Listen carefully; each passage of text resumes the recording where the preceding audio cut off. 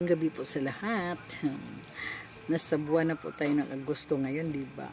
Dati-rati ang siniselebrar natin ay Linggo ng Wika. Yun pala, sa bisang proklamasyon bilang 1040 na ikinasa noong Hulyo 15, 1977 ay pinagtibay na ang buong buwan ng Agosto. Ayun pala ang buwan na ipinagdiwang natin ang wikang pambansa.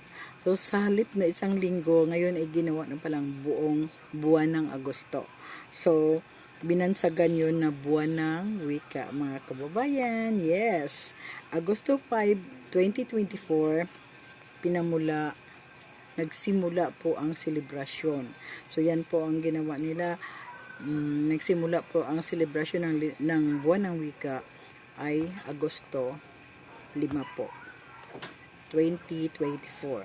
So ngayon guys, mayroon na tayong tinatawag na pambansang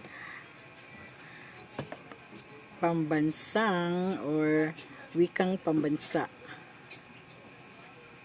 Kaya maligayang buwan ng wikang pambansa. Maligayang buwan ng wikang pambansa sa lahat ng mga Pilipino saan mang sulok ng mundo. Yes, maligayang pagdiriwang sa ating wikang pambansa. Ayan, kahit saan tayo mapunta, pag uwi natin Pilipinas, Tagalog pa rin tayo, di ba? Kung ano man ating mga lingwahe na pinagmulan, yung Tagalog, ayan ang ating pambansang wika. So yan guys, nagtaka lang ako kung bakit mayroon silang assignment na ganito habang bukas sila ay susuot po sila ng Pilipiniana. Yung aking apo na lalaki, t-shirt, yung maong, tapos maglagay lang po sila ng panyo dito para ang sa mga babae naman bulaklakin na palda at saka magkaroon sila ng as long as Filipiniana, it looks like Filipiniana talaga.